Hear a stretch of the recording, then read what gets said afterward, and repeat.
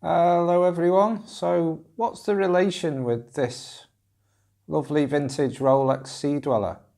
And also I'll just show you this book here. Wrong way round. And again. Get there eventually. Yeah, this book. Rich Dad, Poor Dad. So what's the relation I'm trying to get to today with these things here? These bad boys I'm holding up. Well, this watch here, I actually sold this watch recently. I've had the watch a while, and Robert Kiyosaki talks in his book about the fact that, if you scale up, if you buy, say, a property, for example, and you scale up that property, he buys it for, say, $10,000, and then without even owning it for too long, he scales it up and he gets $45,000. He moves his money up all the time. And this is what I want to try to get to with what I've done recently with this watch here. Not necessarily needing to sell it, but we've had Google ads who keep saying to us, your ads are doing really well at the moment. We've done Nita in particular, she's done a lot of training with Dan Holloway over the past month or so and been on a lot of his coaching calls. And Dan's seen her figures now about 3 or 4 times, and he's encouraged her to basically, when Google ads get in touch with you to say, your money's holding yourself back now. There is a term to it. I can't, no more funding or something like that. You're limited by budget. I think that's what I'm trying to get to.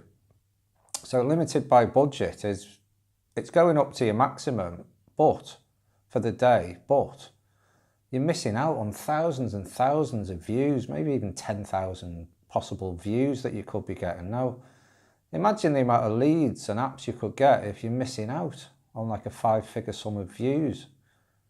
It's absolutely mind-boggling. So I've decided a few days ago to sell that watch, and I made a nice little profit on it. Something I didn't really need to sell, but I thought, you know what, let's get rid. I'm in the middle of getting rid of some other stuff at the moment, like a race bike, like a road frame race bike. I probably won't get much for that bike, but all these things add up. Nita might be getting rid of a handbag and bits and bobs, so it might come to about, I don't know, eventually once we've sold everything, maybe about 12,000 just before Christmas.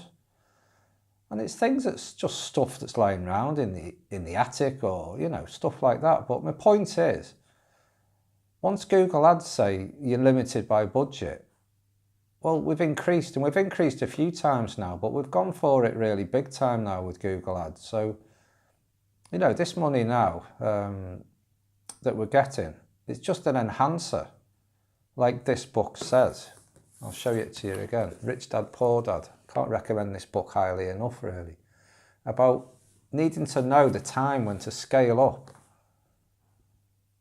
And only buy things when you can afford to buy them. And then, keep moving things around, shape-shifting your money around, because the passive income is eventually obviously what we all crave. But if you can scale your business up whilst there's opportunities and your adverts are running really well, don't just sit on your laurels and sit on your hands and think, oh, I'm done with my budget. That budget's fine.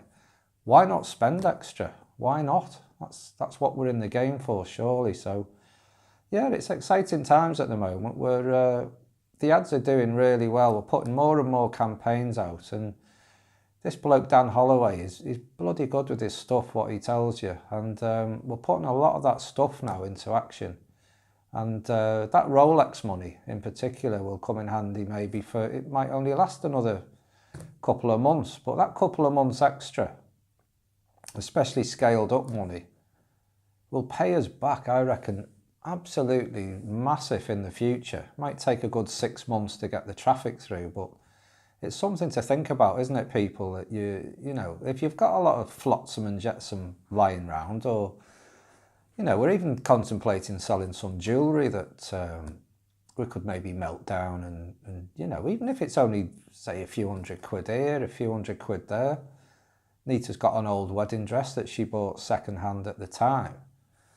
And, you know, we might get 100 quid for it, you know, and that could be the difference one day of getting a massive app sale that then will project forward even more into more sales. So you catch me drift. So this video is about scaling up and just going for it big time, I suppose, really, and not letting all your little trinkets weigh you down. I mean, I love watches. It's something that I'm passionate about.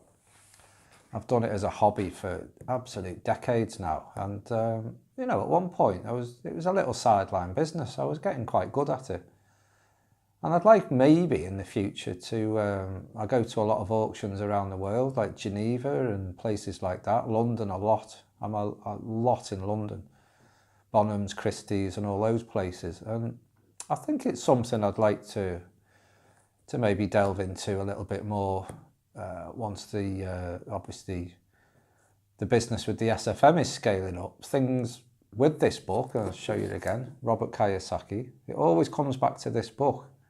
You can't go wrong with leveraging different kinds of businesses, and if each business can scale up, the passive income you're going to get is going to be amazing. So yeah, just a little bit of information about what we're telling you we're doing at the moment, and might clear my wardrobe out now of all my little dinky toys and model toys that I can't show in the house because there's not enough space. So instead of keeping all the stuff, I'm definitely in the... Once you get going with decluttering, it's amazing how much it will get you motivated to really push on and just go for the bigger budget at the end of the year. And I reckon by possibly maybe we might hit the £20,000 mark with just stuff.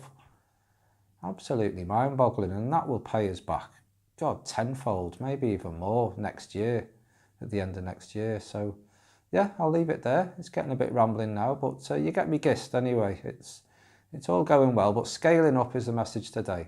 So I'll catch you tomorrow. Okay, bye-bye.